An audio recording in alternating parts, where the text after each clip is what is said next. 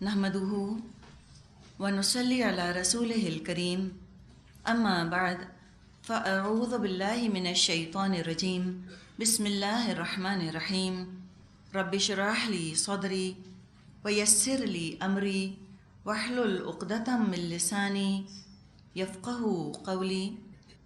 سورۃ المطففین مکیۃ، سورۃ المطففین مکی صورت ہے، 1 رکوع اور 36 آیات ہیں۔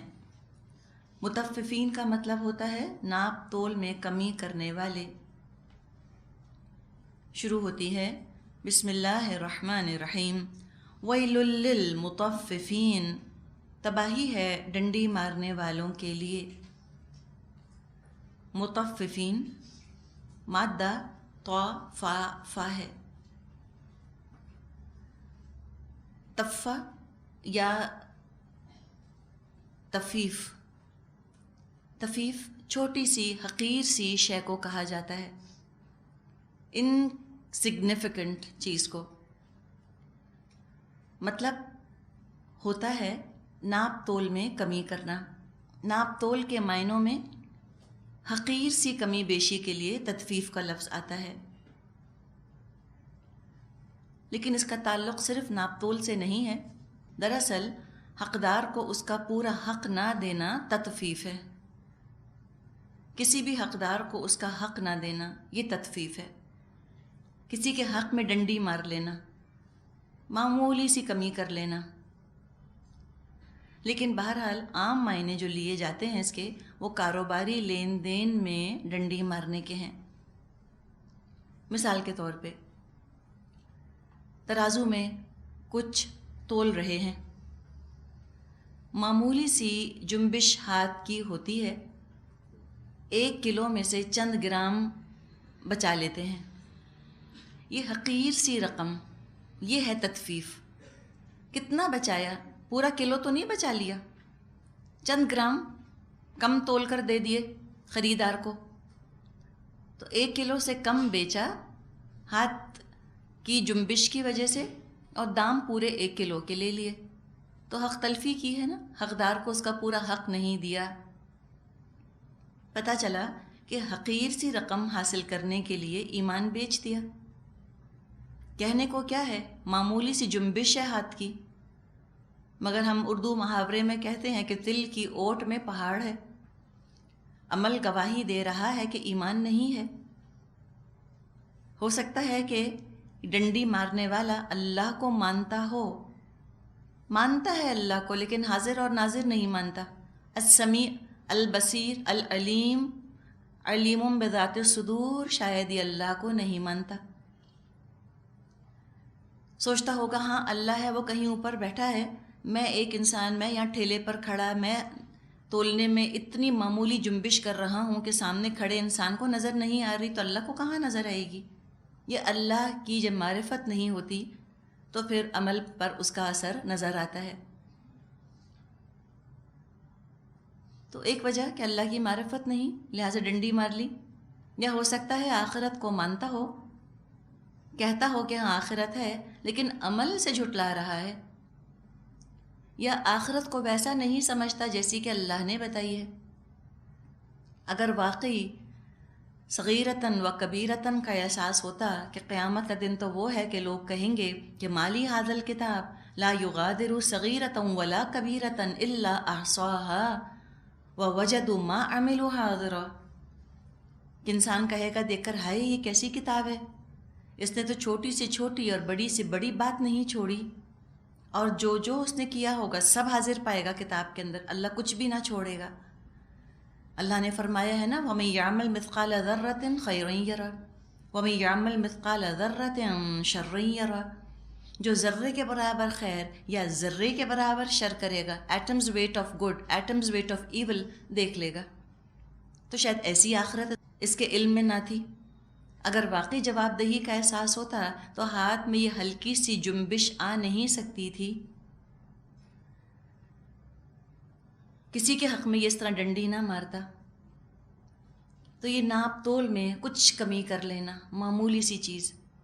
مثال کے طور پہ آپ قصائی کی دکان پہ جاتی ہیں، آپ نے 1 کلو گائے کا گوشت لیا اور کہا قصائی سے کہ اس کا قیمہ بنا دو، ٹھیک ہے؟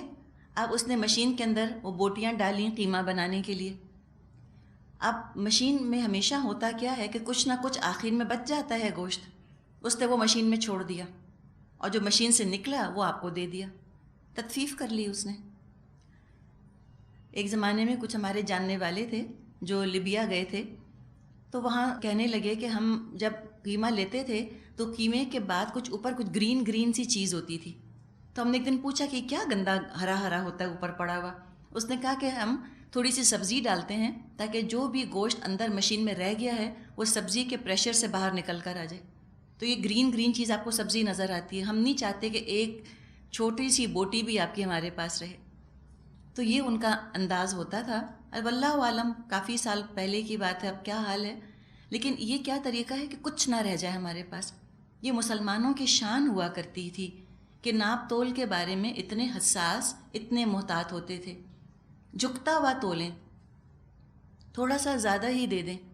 ایک چھوٹی سی پیاز کی ڈلی فالتو چلی جائے وہ کوئی بات نہیں، لیکن ایک پیاز کی ڈلی رہ نہ جائے. اگر 5 کلو پیاز تولی ہے تو 5 ہی ہو، بلکہ 5 اور 2 گرام 5 گرام 10 گرام ایکسٹرا ہو جائے تو کوئی بات نہیں، لیکن 5 کلو میں اگر 10 گرام کم ہوا تو دنیا میں کیا فائدہ لیا. لیکن آخرت میں اللہ نے کیا فرمایا ہے؟ وَيْلٌ لِّلْمُطَفِّفِينَ، ہلاکت ہے اور بربادی ہے ڈنڈی مارنے والوں کے لیے. تم اس کو معمولی چیز سمجھتے ہو، یہ معمولی نہیں، یہ تو پورا انسان کا ایک مائنڈ سیٹ بتا رہی ہے کہ بے ایمانی کر رہے ہیں.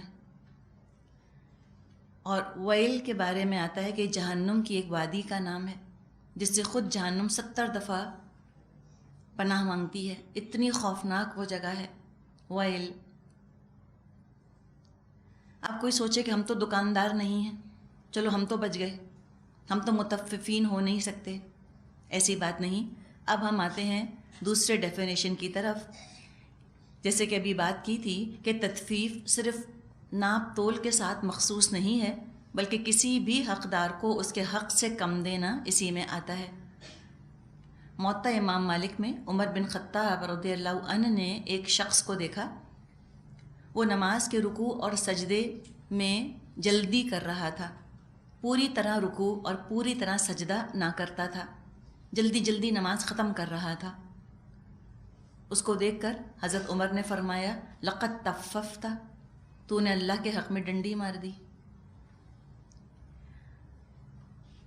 تو یہ نمازیں نہ پڑھنا یا زکوٰۃ میں سے کچھ بچا لینا، اللہ کو اللہ کا حق نہ دینا، روزہ رکھ سکتے ہیں روزے نہ رکھنا، کہنا چلو چھوڑو پھر کبھی کر لیں گے.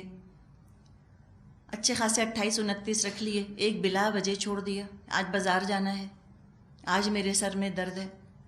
تو یہ کوئی اور تو نہیں پکڑ سکتا، قانونی طور پہ آپ گرفت میں نہیں آ سکتی، کوئی فتویٰ نہیں لگا سکتا، لیکن آپ خود جانتی ہیں کہ آپ نے اللہ کے حق میں ڈنڈی ماری یا آپ نے اللہ کو اس کا حق دیا.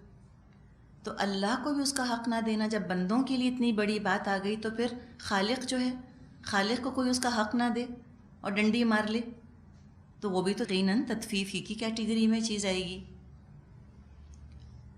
تو اللہ کا حق انسان اپنی طرف سے جو اللہ نے مقرر کر دیا ہے وہ دینے کی بھرپور کوشش کرے.